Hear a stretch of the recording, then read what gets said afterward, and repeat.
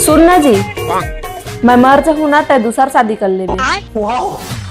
अक्का जल्दी नहीं यार, मैं सोचा था कुछ दिन आराम कर लूं।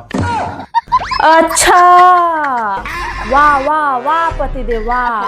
रहती ही चाहत हो बे कि कब मरती कब मैं दूसरा शादी करते हैं कि मन्नत तो बहुत लड्डू फूटा हुई है ना। अरे यार मैं बोले वो मतलब नहीं रही भाई, अब मैं सोचे कुछ दिन आराम कर लूं करके, ते गलत मतलब उठा लेते तुरंत। अपन बात माँ मोल जलेबी का गोल गोल मत घुमा, सब समझ समझ जाने। चल अपन काम लका डर। अरे यार अपन काम रत करन दे मोला, वो मत करो का। तैं चाहते हो बे मोर से कब छुटकारा मिलती सकेगी? छुटकारे तो नहीं मिला के फिर गलत सोचे धर ले, करो कि नहीं करो तेरा बात बता दे भाई। अरे नहीं गलत समझो जी, जाकर कर ले अपन काम। ठीक है जाता हूँ, तैयारी करूँ मैं।